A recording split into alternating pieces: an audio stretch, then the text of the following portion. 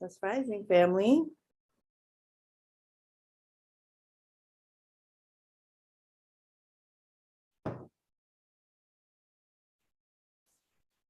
Let's rising.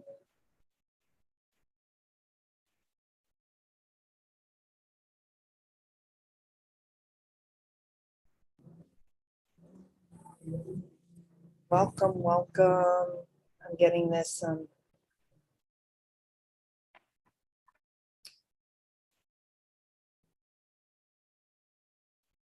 How's my sound? How's the sound? Because we tech, we the director, we the leader, we the all the things. It's fine. Sounds good. Sounded good. Happy Mother's Day. Happy Mother's Day. Thank you. So we're gonna begin. I'm gonna mute you, Barbara. Mm-hmm. And we're gonna start. Let me resume. Live on YouTube. We are live on Instagram. Let's rising, everyone. Happy Mother's Day. Let's get into our Sunday sanctuary. Today is Mother's Day.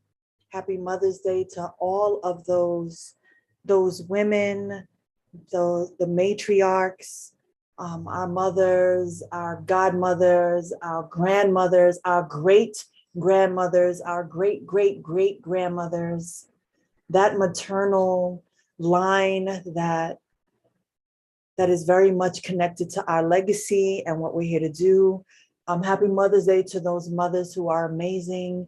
Happy Mother's Day to those mothers who were doing the fucking best that they could, because they too were not giving a roadmap on how to do this. And so today we celebrate all the mothers, whether you were a great mother or terrible at the job. We celebrate you, we honor you, we are lifting you. We are lifting those women who have never been able to have children, We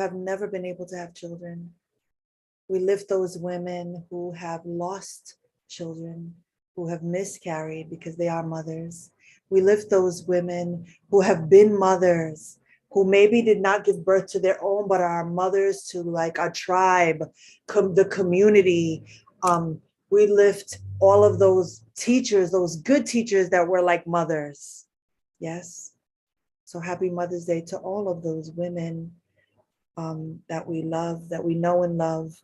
And happy Mother's Day to those women we may not know. Happy Mother's Day to you. I pray that today is the day you feel celebrated. Yes, because you deserve it. You deserve it. May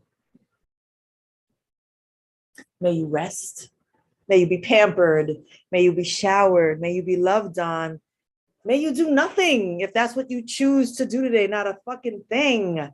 Happy Mother's Day to you in all the ways you choose to celebrate or not celebrate this day. Maybe today is a good day to go to the cemetery and bring some flowers to some of those women that you have loved. Maybe you can go to the cemetery and bring flowers to someone who has never been visited. Yes. Welcome to Sunday Sanctuary. I pulled our title for today's service from Finding Soul on the Path of Orisha. Finding Soul on the Path of Orisa, a West African spiritual tradition by Toby Malora Corial.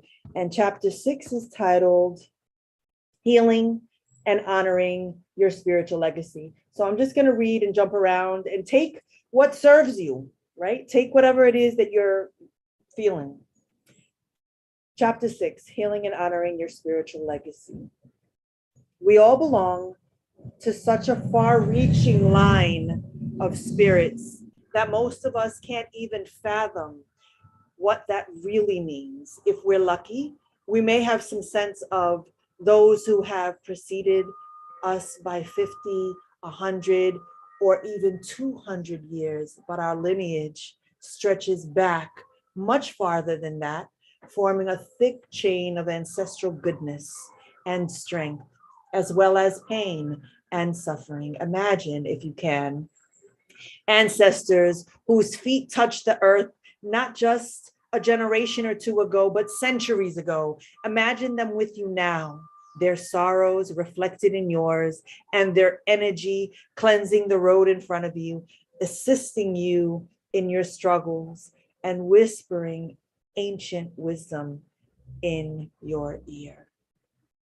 In the West, we like to think of ourselves as self-created or as products of our parental upbringing. In reality, we arrive on earth laden with a combination of blessings and baggage bequeathed to us by all the members of our bloodline, by all our dead relatives, known and unknown. Some of this ancestral knowledge comes to us through our parents and caretakers. Some comes from a more distant link. For example, I learned to love books largely because my mother does. An affection she learned from her mother, a writer and poet, who learned from her father, and so on. I imagine somewhere way back in that part of my lineage, there is a bookmaker or a scribe whose life was dedicated to the written word, Ache Luz. I have also inherited from my mother a fear of using my gifts to open doors of opportunity, which for years has kept me miserable and barely making ends meet in my work life. This too, my mother learned from her mother, who was college educated but spent her entire adult life living in poverty. My grandmother, in turn, took this in from her Irish mother, who grew up dirt poor and then married into money, but never gave herself permission to enjoy it. Though the money could have allowed them to live more comfortably, she insisted that her little girls wear the same kind of rough woolen stockings she'd grown up wearing. Sometimes lineage works on us in subtle but riveting ways. I know my mother cries when she hears Native American chanting because her Indian blood remembers those songs, their purpose and meaning. The first time my hands ripped leaves for initiation ceremony, they seemed to move of their own accord, as if they already knew the motions, as if one of my ancestors who used leaves for medicine had stepped into my skin. Lineage works from deep within us and makes us who we are, and in many ways shapes how we choose to live out our lives. How beautiful. Welcome, family. Welcome. ¿Cómo te digo? First of all, today is May 8th, 2022. Today is Mother's Day here in the West, here in the US. Well, in the US, there in the US, because I'm in the Caribbean. But also, this is a very symbolic date for me. May 2012, I began my initiation process in La Regla de Ocha. From the dates May 5th through May 8th, I was receiving, in 2012, my guerreros. I was receiving my warriors. I received Elegua. I received Ogun. I received Ochosi. I received Osum. And then I was gifted on Mother's Day, 2012, by my padrino, Olocum, Aferefun Olocum.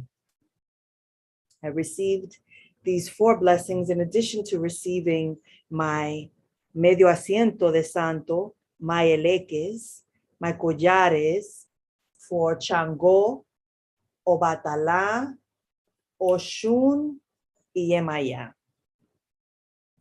Aferefun Egun. Today's conversation, reflection, meditation is on honoring it's healing and honoring our spiritual legacy.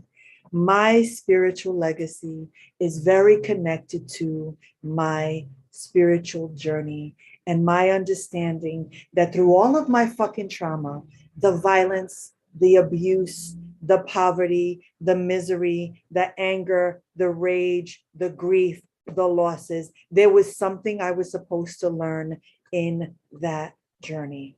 There was a spiritual lesson I was supposed to learn in that journey. And before I knew that I was a writer, those ancestors who were writers and scribes were calling me to research and investigate my spiritual traditions and use that medicine to heal myself. And in healing myself, I would heal the world.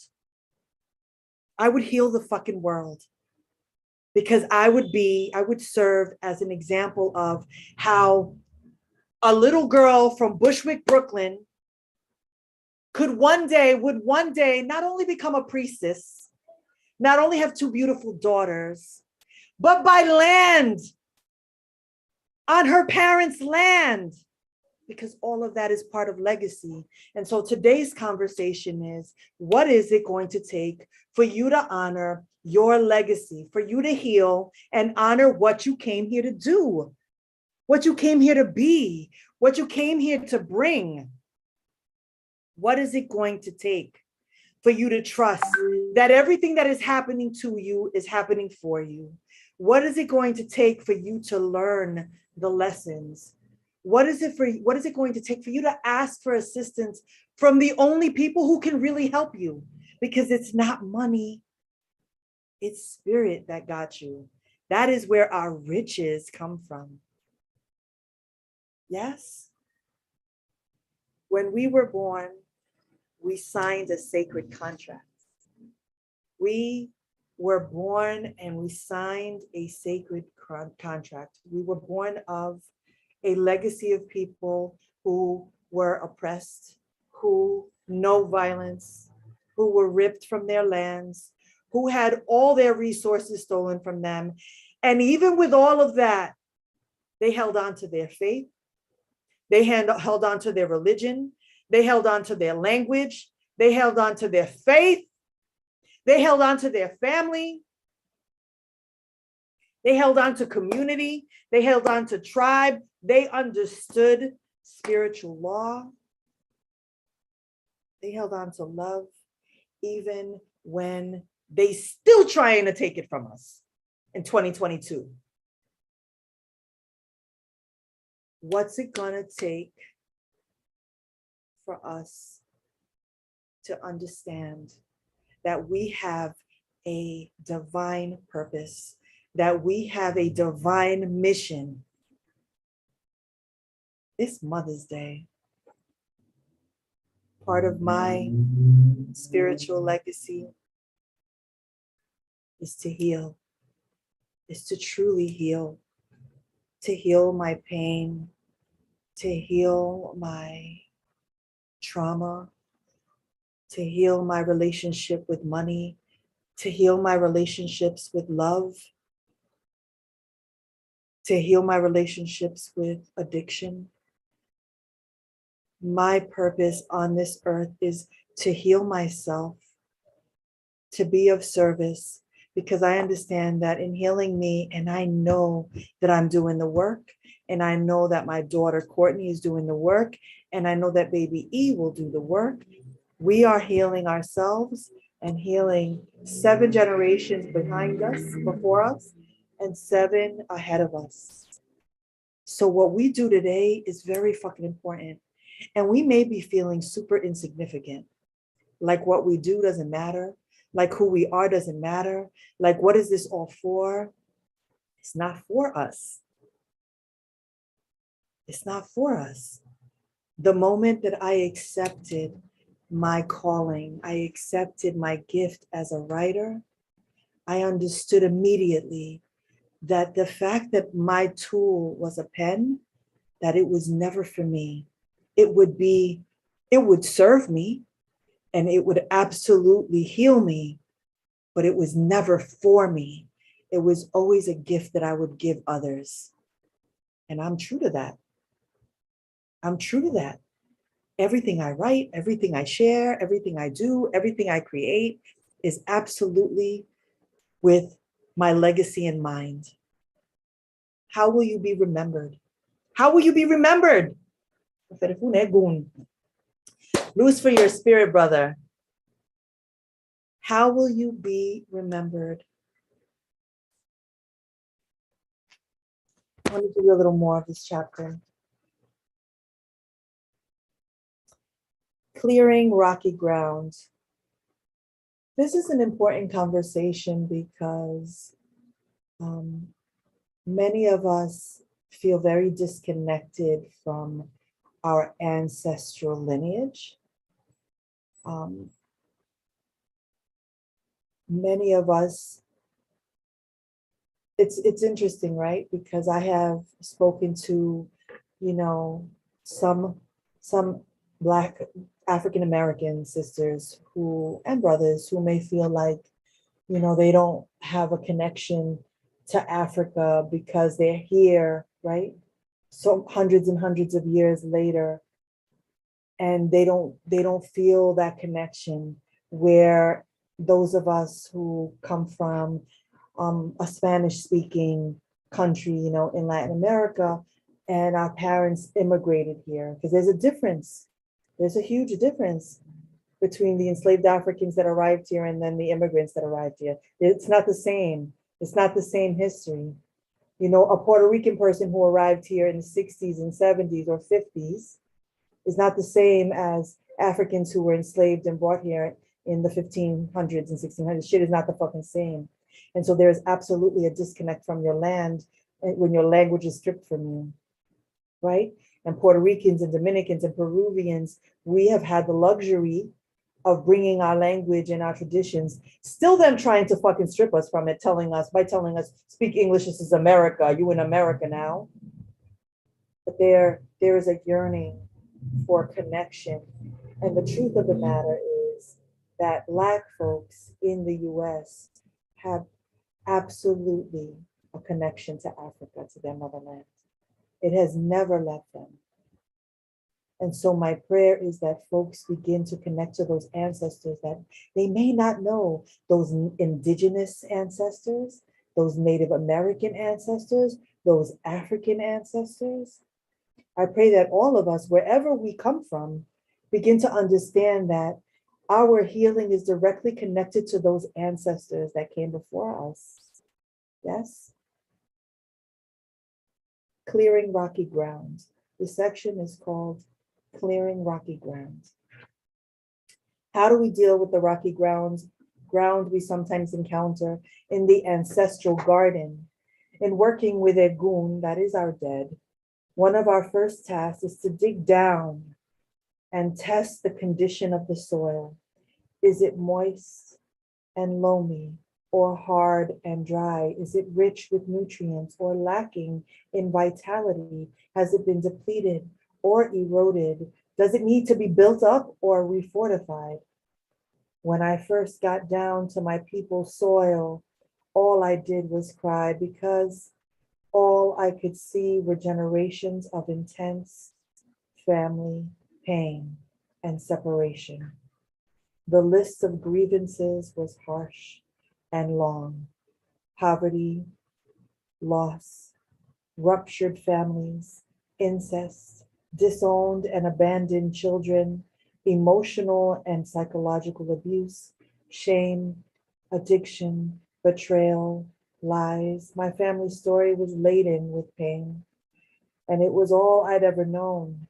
I had no memories of grandmothers or older aunts or other family members who loved and protected me, whom I could count on. My ability to accept the principle that ancestors exist in our world didn't preclude the fact that I could not point to a single one who was a positive presence in my daily life. The only forebear I'd ever known personally was my maternal grandmother, who was manipulative and narcissistic. During my childhood, our visits to her were sporadic and obligatory, and she and my mother would go through periods of estrangement that sometimes lasted years. I never felt like she liked me, and I didn't like her either. The 2 or 3 other ancestors I knew about were people that I'd either never known or knew very little about or associated only with my family's legacy of toxic relationships and severed ties. I deeply wanted a relationship with my ancestors. I needed to heal the spiritual rift of my lineage and to feel connected to something besides the big empty hole that the ancestors had always meant for me. I knew my involvement with the Orisha tradition could give me this connection with my spirits. I hoped the traditions, rituals for calling, remembering, honoring, and loving the ancestors could transform my life. Yet I also knew that if I wanted true healing, I could not ignore my feelings of emptiness and loss. And so we're here together, right? We're here together on this spiritual journey. We're attending this Sunday sanctuary in hopes to receive whatever medicine we need at this moment in our life so that we can heal, so that we can heal those wounds, and so that we can have the life that has been promised to us. We are meant to live a good life.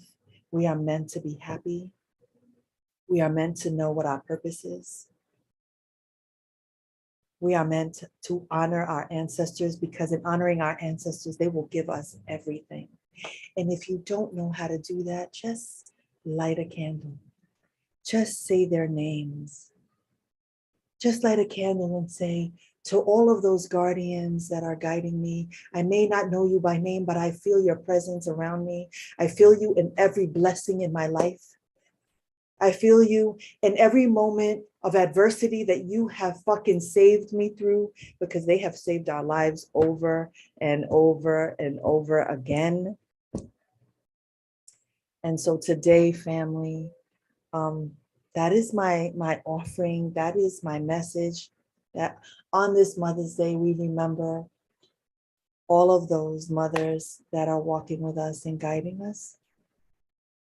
And may we find ways to connect to our ancestors every day, because we are their legacy. And may we make them proud, fam. May we make them proud. I'm going to close with today's reflection from, I'm going to read two, from Iyanla Vanzant's Acts of Faith, Daily Meditations for People of Color, May 7th. Trust.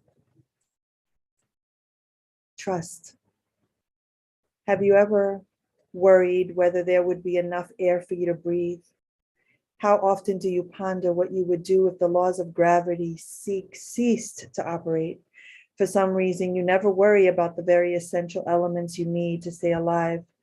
You just trust that they will be there, and they are. You trust that your heart will beat, your blood will flow, your lungs will expand, and that you will stay firmly planted on the earth.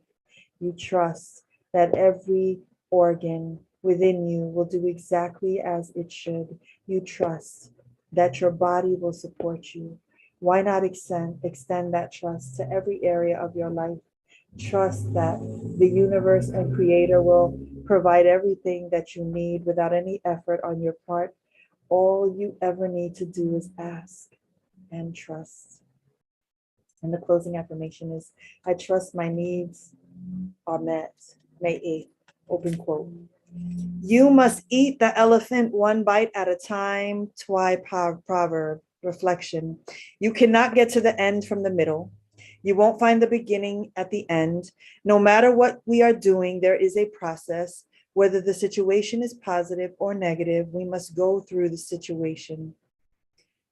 Whether the situation is positive or negative, we must go through the process. When we rush ahead, we miss important steps. If we become impatient, we can overlook details.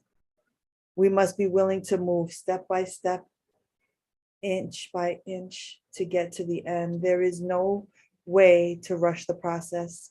When we are excited, we want to see how a situation will end. When the situation is unpleasant, we want it to end quickly, whether anxiety or fear, the anticipation of benefits or pain. No matter what we do, we must be willing to do it one step at a time. And our closing affirmation is, an inch is a cinch, a yard is hard.